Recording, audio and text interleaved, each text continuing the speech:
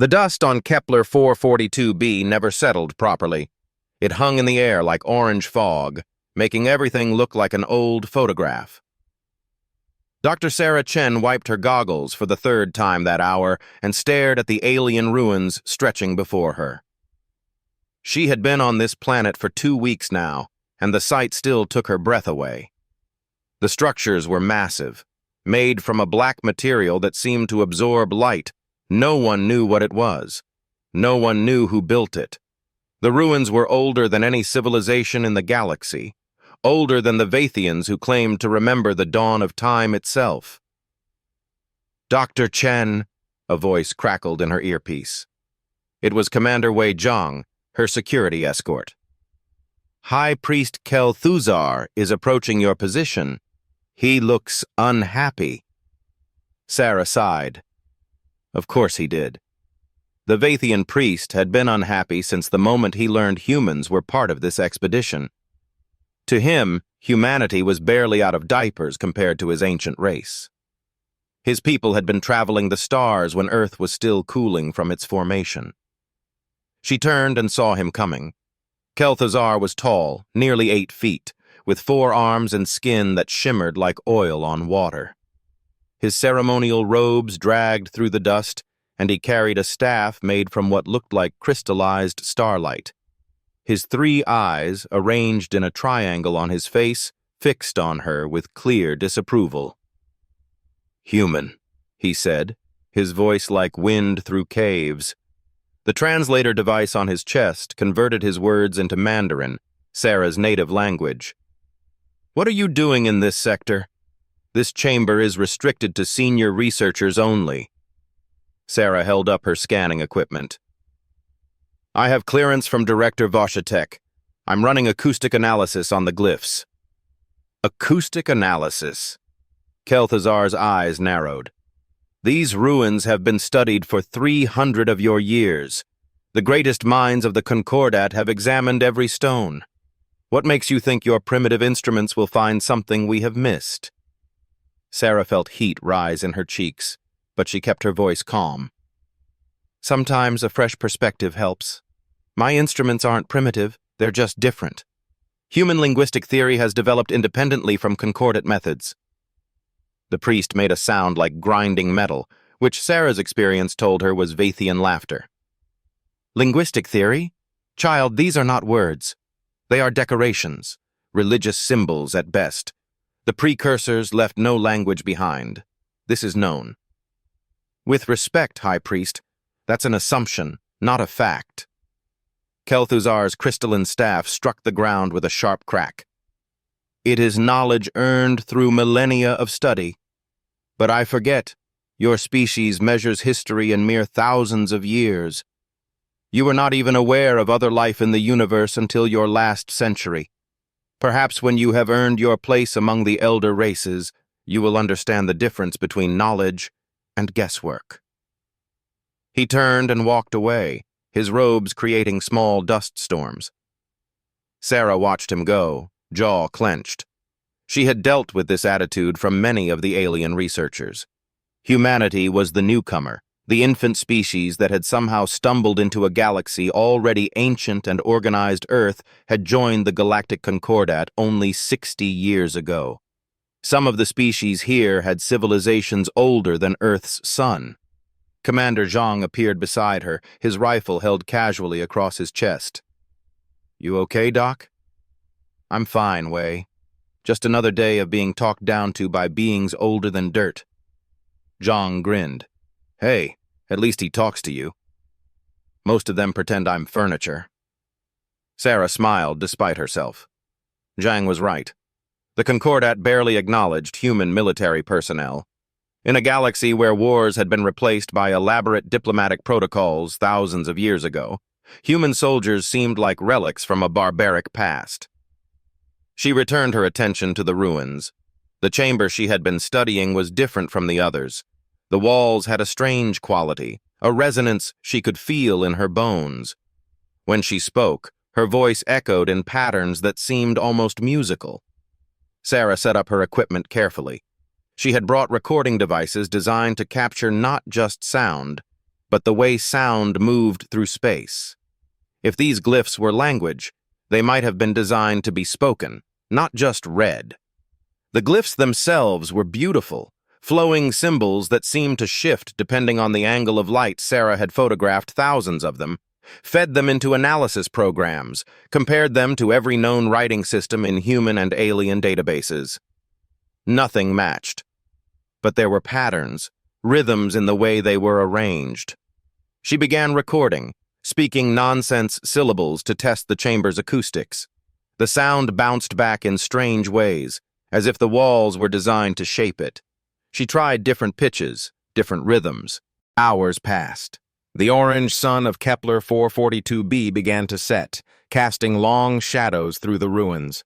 Most of the other researchers had returned to the base camp for the night. Sarah barely noticed. She was deep in her work, running analysis programs, comparing waveforms, looking for patterns. Then she saw it. The glyphs weren't random. They were arranged in clusters that matched phonetic patterns. Not from any alien language she knew, but from something older. She pulled up her database of Earth's ancient languages and began cross-referencing Proto-Indo-European, Proto-Sino-Tibetan, Proto-Afro-Asiatic. The oldest language families humanity had been able to reconstruct. There were similarities, not exact matches, but echoes. Like these glyphs and Earth's ancient languages were distant cousins, branches from the same ancient tree. Her hands shook as she realized what she was looking at. This was impossible. These ruins were 50 million years old. Humanity had only evolved in the last few million years. There was no way human languages could share roots with the precursors. Unless... Sarah didn't let herself finish that thought. Instead, she did what any good linguist would do. She tried to pronounce them. She started with simple sounds, matching the glyph patterns to possible phonemes. Her voice echoed through the chamber, strange syllables that felt somehow familiar on her tongue. She moved to more complex combinations, building what might have been words. The air in the chamber changed. Sarah felt it before she saw it, a pressure against her skin like before a thunderstorm. The walls began to glow, faintly at first, then brighter lines of light traced between the glyphs, connecting them in patterns that suddenly made sense. "Oh my God," Sarah whispered. She kept reading, her confidence growing with each word. The language flowed naturally now, as if some part of her brain had always known it. The chamber responded, more lights activating, holographic displays flickering to life in the air around her. She heard footsteps running, shouts in various alien languages, but she couldn't stop. The words were pouring out of her now, and the ruins were listening. Kel'Thuzar burst into the chamber, his staff raised, his three eyes wide with something that looked like fear. "Human! Stop this at once! You do not know what you are doing!" Sarah turned to face him, and words came from her mouth in the same ancient tongue she had been reading.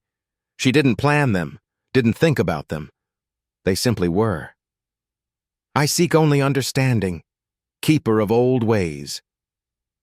The high priest's staff fell from his hands, clattering on the stone floor. His shimmer skin went pale. His mouth opened and closed, but no sound came out. Finally, in a voice barely above a whisper, he spoke. "Impossible." The chamber filled with light. Not the harsh white light of modern technology, but something warmer, older. It pulsed in rhythm with Sarah's heartbeat, as if the ruins themselves had come alive. Sarah stood frozen, her own words echoing in her ears.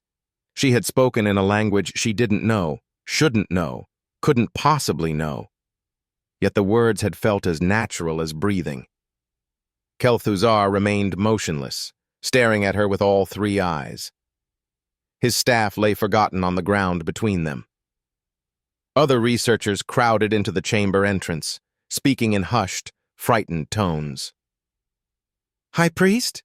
Sarah said, this time in standard concordate common. Her voice shook. "What just happened? What language was that?" Kel'Thuzar's mouth moved, but at first, no sound came out. When he finally spoke, His voice was hollow.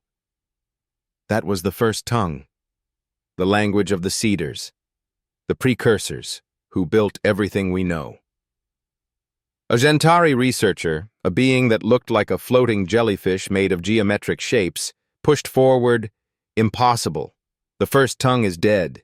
It has been dead for millions of cycles. Only fragments remain in the oldest religious texts. I know what I heard, Kel'Thuzar said. His eyes never left Sarah. She spoke it, fluently, with proper grammar and pronunciation, as if she had spoken it all her life. Sarah's mind raced. I don't understand. I was just reading the glyphs, trying to piece together phonetic patterns. I used Earth's ancient language families as a framework, and then it just clicked, like suddenly being able to read something that was blurry before. Earth's ancient languages? A morphid researcher, insect-like with compound eyes and clicking mandibles, stepped forward. Human languages are barely 10,000 years old. The first tongue predates them by 50 million years. I know that, Sarah said. That's why this doesn't make sense. But even as she said it, something deep in her mind whispered that it did make sense. It made perfect, terrible sense. Kel'Thuzar picked up his staff with trembling hands. Everyone out. Now. This chamber must be sealed until we understand what has happened. I'm not going anywhere, Sarah said firmly. These ruins are responding to me. Look. She gestured at the holographic displays floating around them. They showed star charts, mathematical formulas, and images she couldn't quite interpret. But one thing was clear. In the center of the largest star map, highlighted in brilliant gold, was a small yellow star, Earth's sun. Commander Zhang pushed through the crowd, his rifle now held ready. Doc, are you all right? Did these ruins do something to you? I'm fine, way better than fine. I think I'm starting to understand. Sarah walked closer to the star map. This isn't just a random archaeological site. This is a message, and it's been waiting for someone who could read it. Waiting for who? Zhang asked. Sarah touched the hologram of Earth. The display rippled and changed, showing a planet covered in blue oceans and green continents. But it wasn't modern Earth. The continents were in different positions. This was Earth millions of years ago. Waiting for us, Sarah whispered. Kel'Thuzar moved beside her, his earlier hostility replaced by something that looked like fear mixed with awe. Explain. Now. Sarah's mind worked furiously, pieces clicking together.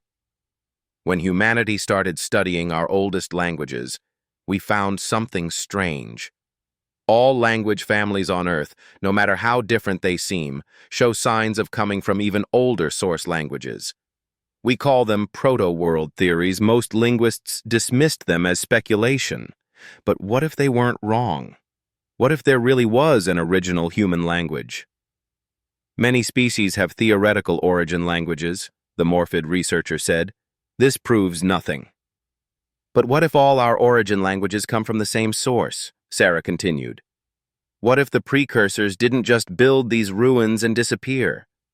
What if they seeded themselves across the galaxy?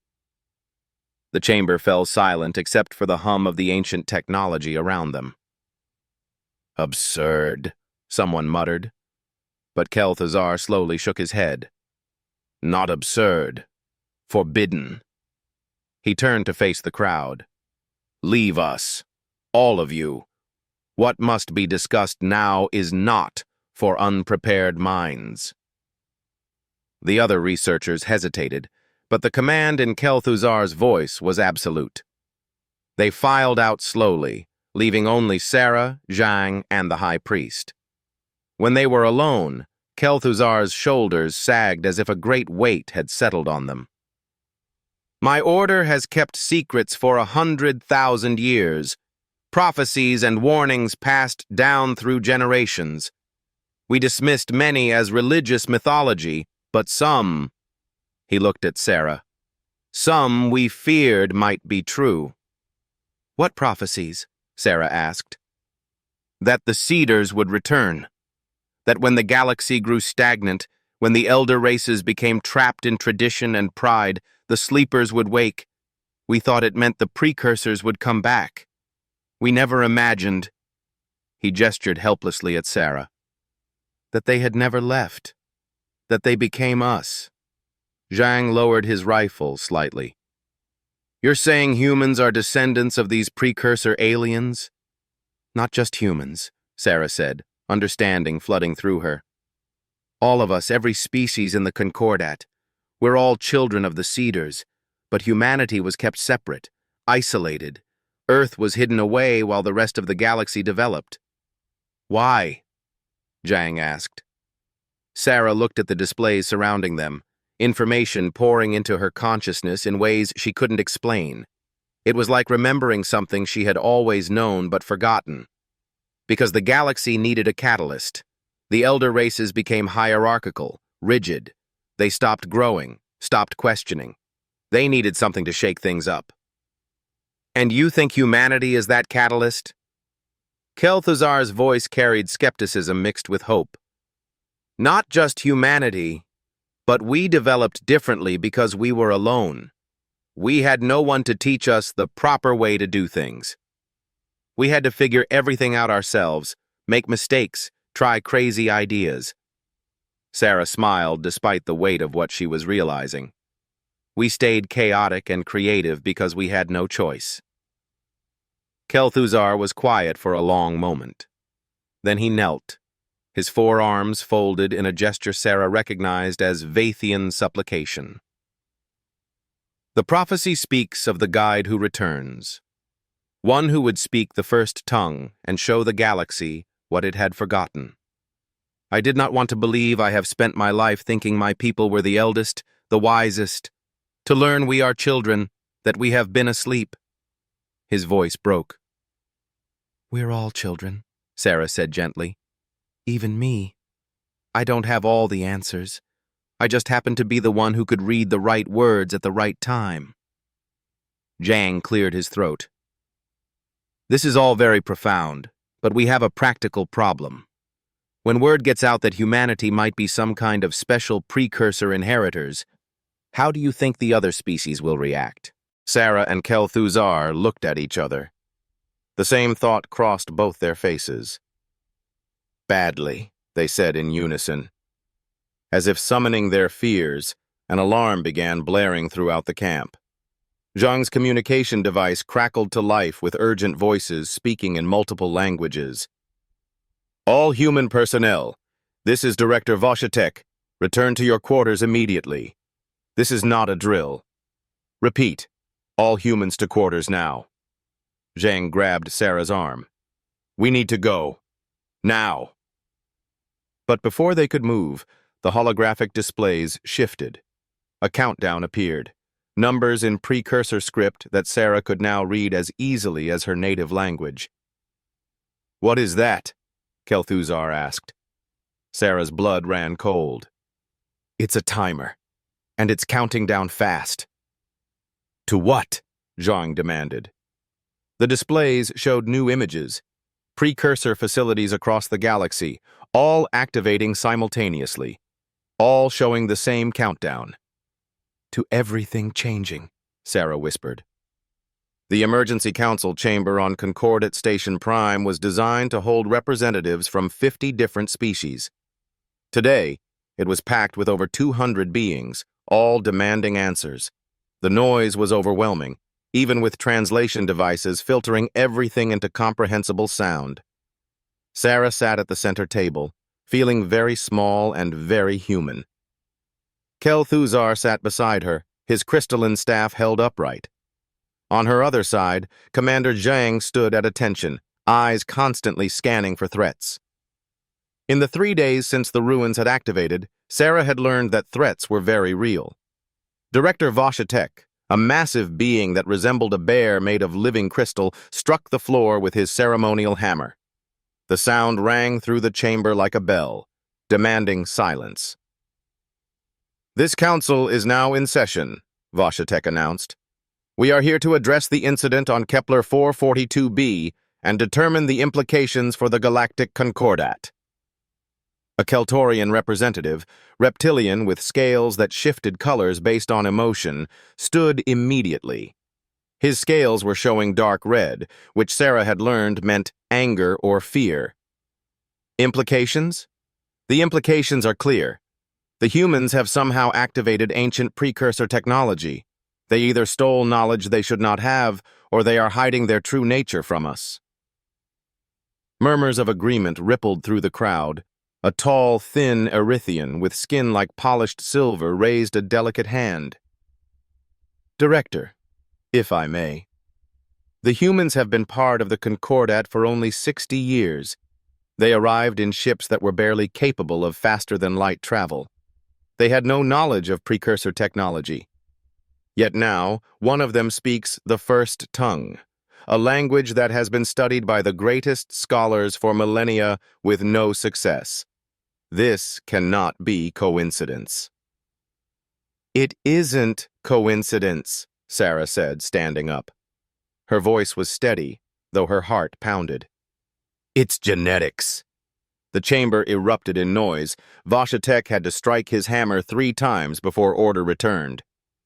Kel'Thuzar rose beside Sarah. "Honored representatives, what Dr. Chen says is true. I have spent the last 3 days examining the data from Kepler 442b. I have consulted our most ancient texts, scrolls that my order has protected since before most of your civilizations existed." He paused, and Sarah could see the pain in his eyes. The prophecies were real.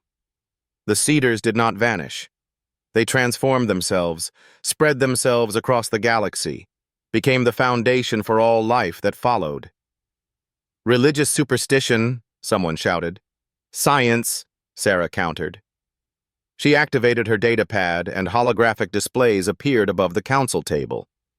"These are genetic analyses of my own DNA, compared with samples from 17 different Concordat species.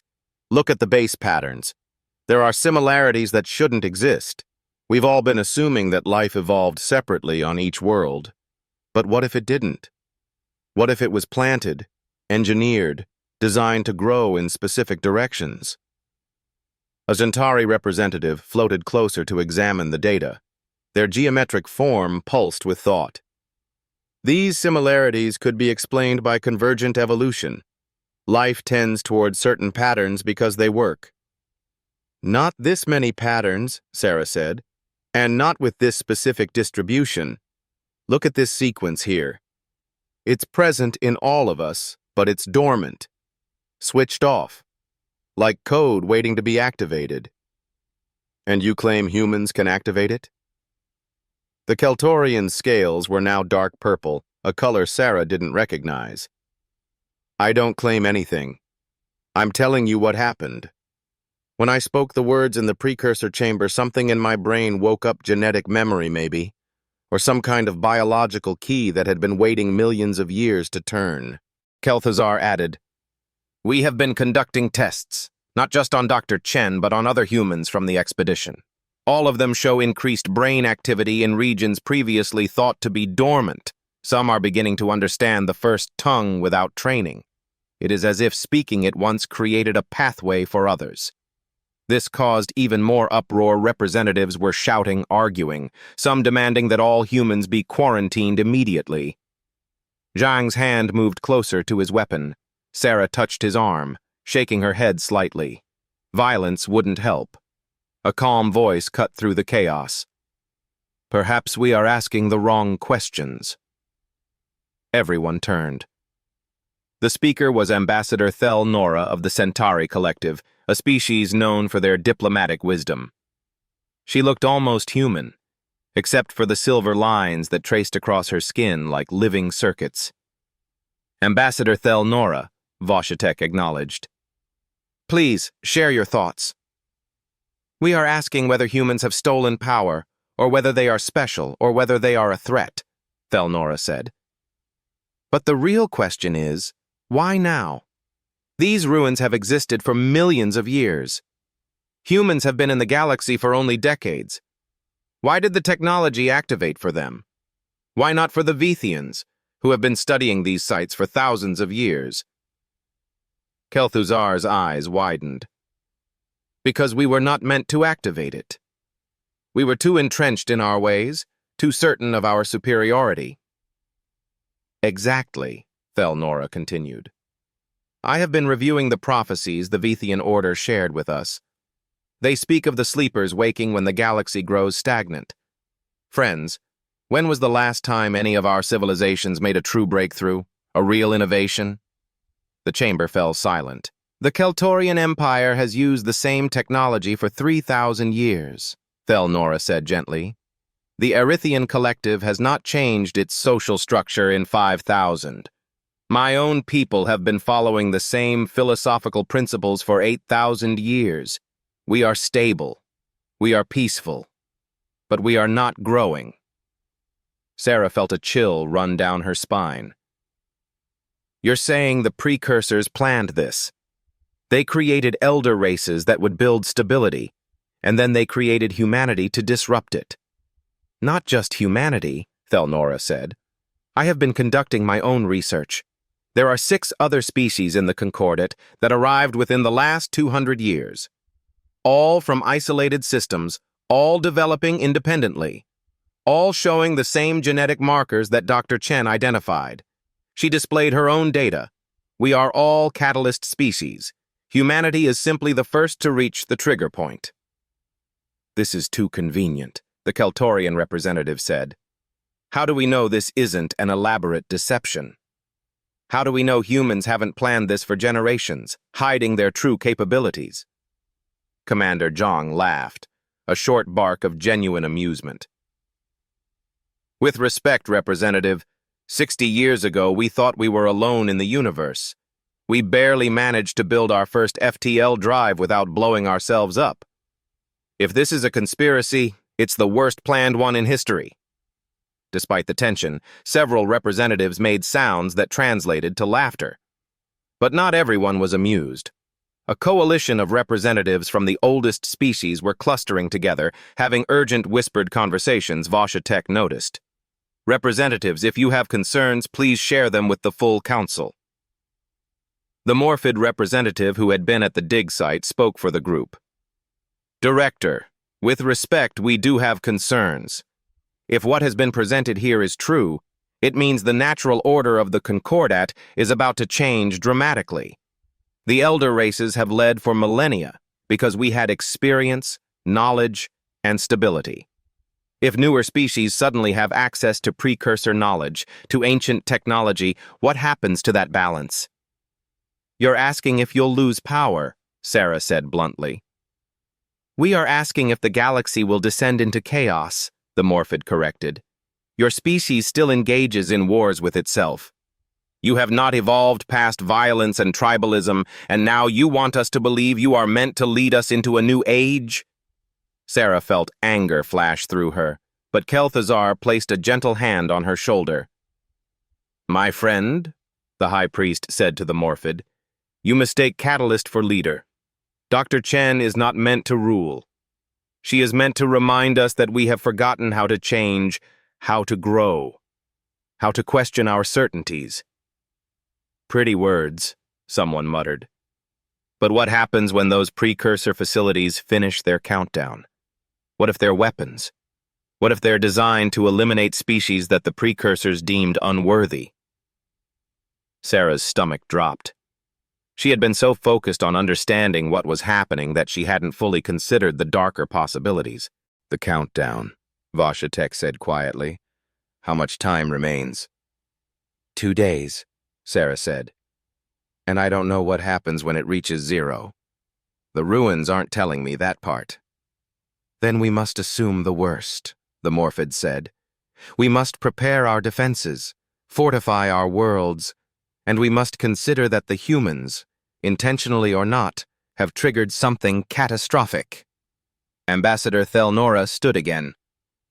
Or we must have faith that our ancestors, the Cedars, loved their children enough not to destroy them. Faith that this is a test we are meant to pass, not a punishment we are meant to endure. Faith is not a strategy, the Keltorian representative said coldly. Zhang leaned close to Sarah and whispered, Doc, we need a better answer than faith. What are your instincts telling you? Sarah closed her eyes, feeling for that strange connection she had developed with the precursor technology. The knowledge was there, just out of reach, like a word on the tip of her tongue. It's not a weapon, she said finally. It's an invitation. But I think we're going to have to earn it. Earn it how? Vashatek asked. Sarah opened her eyes and looked around the chamber at the dozens of species, all afraid, all uncertain, all so used to their careful hierarchy and measured diplomacy. By doing something none of you have had to do in a very long time, she said. By taking a risk. The formal trial began at dawn. Station time, Sarah had not slept. She had spent the night studying, meditating, trying to understand the strange knowledge that now lived in her mind like a second consciousness. The Concordat had decided that humanity's place in the galaxy needed to be officially determined. Were they inheritors, thieves, or threats? The verdict would shape the future of Earth and every human in known space. The trial chamber was different from the council room. It was circular, with judges seated in rising tiers around a central platform where Sarah stood alone. Kel'Thuzar had been called as a witness, not an advocate. Zhang had been forced to wait outside, along with all other military personnel. 5 grand judges presided, one from each of the founding Concordat species. They wore robes that shimmered with their respective cultural symbols, and their faces were unreadable. Grand Judge Venkara, a Vathian elder even more ancient than Kel'Thuzar, spoke first. Dr. Sarah Chen of Earth, you stand before us not accused of a crime, but as a representative of a phenomenon. Your species has activated technology that we have studied for millennia without success. This either means you possess knowledge you should not have, or you are inherently different from the rest of us. We are here to determine which is true, and what it means for the Concordat. Sarah took a deep breath. Honored judges, I understand your concerns, but I think you're looking at this wrong. I didn't activate the technology because I'm special. I activated it because I was ignorant. Murmurs rippled through the chamber. Grand Judge Venkara raised a hand for silence. Explain. I didn't know the precursor glyphs were impossible to read, Sarah said. No one told me that thousands of scholars had failed before me. I just saw patterns and followed them. I used methods from Earth's linguistic history because that's what I knew. And it worked. Not because human methods are superior, but because I wasn't constrained by the assumption that it couldn't be done. Grand Judge Morpheth, the Morphid representative, leaned forward. You claim your success was accidental? That any sufficiently ignorant being could have done the same? Not accidental, unbiased, Sarah corrected. When we joined the Concordat, humans learned that we were late to everything. Every other species had thousands or millions of years of development ahead of us. We had to catch up fast, and that meant questioning everything, trying unconventional approaches. We didn't have the luxury of assuming we knew the right way to do things. Kel'Thuzar was called to the platform. He moved slowly, his age showing in ways Sarah hadn't noticed before. High Priest Kel'Thuzar, Grand Judge Venkara addressed him. You have served our order for 400 years. You have dedicated your life to studying the precursors. What is your testimony regarding Dr. Chen's claims? Kel'Thuzar was quiet for a long moment. When he spoke, his voice was heavy with emotion. I have spent 4 centuries being certain of things. Certain that the Vathians were the eldest and wisest. Certain that we understood the precursors better than anyone. Certain that younger races needed our guidance. He looked at Sarah. Dr. Chen taught me that certainty is sometimes just another word for blindness. The countdown continued its merciless advance. They had less than 3 hours. "We don't have time to debate," Zhang said. "Doc, what do you need?" Sarah felt hope kindle in her chest for the first time since hearing about Earth. "Get me representatives from all 7 catalyst species, and someone get me a direct link to every precursor facility in the galaxy." "That's impossible," Grand Judge Morpheth said. Sarah smiled grimly. "So was reading the first tongue. Let's see what else we can make impossible today." The central chamber of Concordat Station Prime had been converted into something that resembled an ancient temple more than a government facility. 7 beings stood in a circle, each representing a catalyst species. Sarah recognized 2 of them from the trial. The others had been brought in hastily, confused and frightened. Kel'Thuzar supervised the arrangements, his 4 arms moving with purpose. The circle must be perfect. The resonance frequencies need to align. Around them, screens showed the countdown. 1 hour and 17 minutes remained. They also showed live feeds from Earth, where fires still burned in Beijing, Mumbai, and Sao Paulo. The attack had been devastating. Sarah tried not to think about her parents, her friends, everyone she had left behind when she joined this expedition. Commander Zhang stood at the chamber entrance with a mixed security force. "Doc, we're getting reports that more attack ships are moving into position around human colonies. They're waiting for orders." "Then we'd better make sure those orders never come," Sarah said. Ambassador Thel Nora approached the circle. Her silver skin patterns were glowing brighter than usual. "Dr. Chen, I must confess something. I have been having dreams.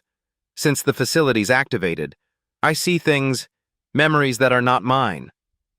"The genetic memory is activating in you too," Sarah said. "All 7 catalyst species are starting to remember the precursors planned for this. We're meant to be bridges." A young Keltorian named Shartek, his scales shifting nervously between green and blue, stepped forward. "I don't understand what we're supposed to do. I'm just a junior diplomat. Why was I chosen?" "Because you can feel it," Sarah said gently. She placed her hand over her heart. "Right here. A pulling sensation, like something calling you home. That's the precursor technology recognizing its children." Shartek nodded slowly. "Yes, I feel it. It's been growing stronger every hour." The 7 gathered in the circle. Sarah explained what needed to happen. "The precursor facilities are networked across the galaxy. They're waiting for a command, but not just from me. They need all of us to speak together in the first tongue. We need to tell them to protect without destroying, to stop violence without creating more." An Erythian named Lysistel, her silver skin marked with age, asked, "But how do we speak a language we don't know?" "You do know it," Kel'Thuzar said. "It's in your blood, in your genes. It has always been there. Dr. Chen will begin, and the rest of you must trust that the words will come." Screens around the chamber showed precursor facilities on hundreds of worlds, all synchronized, all waiting. The countdown reached 1 hour. Grand Judge Venkara's voice came through the communication system. "Dr. Chen, we have identified the leaders of the attack coalition. They are barricaded on a military station in the Keltorian sector. They're threatening to destroy human colonies if their demands are not met." "What demands?" Zhang asked. "That all humans be expelled from the Concordat. That Earth be quarantined. That access to precursor technology be restricted to elder races only." Sarah felt rage build in her chest, but she forced it down. Anger wouldn't help now. "What's the status of the attack ships?" "Still in position. They haven't fired again, but they're armed and ready." "Then we don't have time for a rehearsal," Sarah said to the circle. "We do this now, and we do it right the first time." The 7 joined hands, forming an unbroken circle. Sarah could feel the energy flowing between them, different species connected by something ancient and fundamental. She began to speak in the first tongue, and the words came not from her mind, but from somewhere deeper. "We are the children of the cedars. We are the inheritors of their legacy. We speak with one voice across the span of stars. One by one, the others joined in. At first, their voices were hesitant, uncertain. But as the words continued, confidence grew. The precursor language flowed through them, and Sarah realized they weren't just speaking words, they were speaking their intentions, their hopes, their shared desire for peace. The facilities across the galaxy responded. Holographic displays in the chamber showed them activating in sequence, beautiful waves of light spreading from world to world. The technology that had slept for 50 million years was waking up fully for the first time.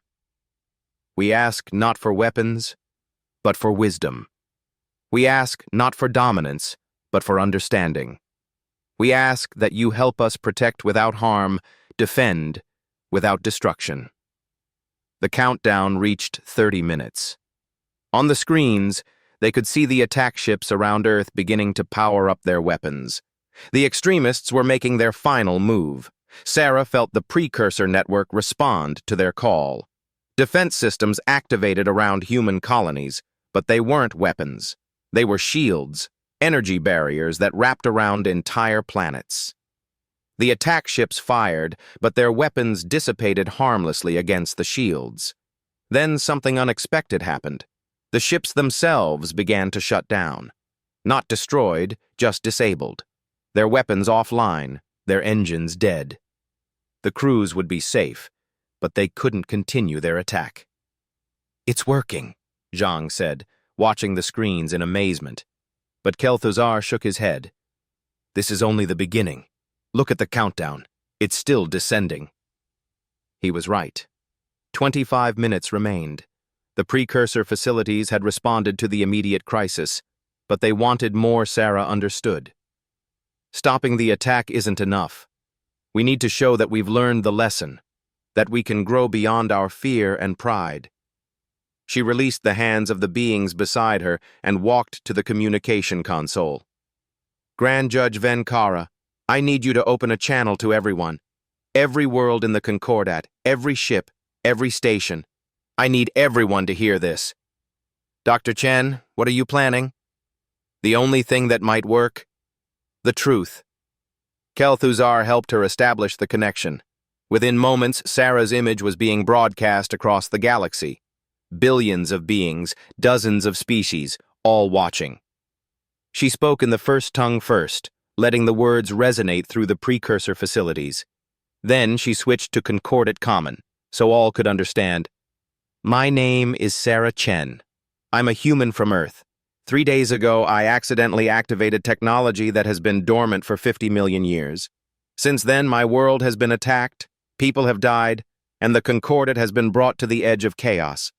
All because of fear." She paused, gathering her thoughts. But fear is natural. When something challenges what we know, what we believe about ourselves, fear is our first response. The elder races have spent millennia building stability, creating order, protecting the peace. And then humans showed up, chaotic and unpredictable, and now we've triggered something that threatens to change everything. Of course you're afraid. On the screens, she could see reactions from across the galaxy. Some angry, some fearful, but many were listening. "I've learned something in the past few days. The precursors, the beings who built all of this, they were like us. Different species, different worlds, all competing and fighting. They nearly destroyed themselves. But somehow they found a way to work together, not by making everyone the same, but by celebrating their differences. Not by having one species lead all the others, but by letting each bring their unique strengths." The countdown reached 15 minutes. They seeded the galaxy with their legacy, hoping that someday their children would be ready to inherit it. Not through force or theft, but through cooperation, through choosing unity over division, understanding over fear. That's the test. That's what all of this has been about. She looked directly at the camera. "To the extremists who attacked Earth, I understand your fear. You thought humans were stealing something that belonged to you. But there is no yours or mine with this technology. It belongs to all of us, or it belongs to none of us. The precursors made sure of that,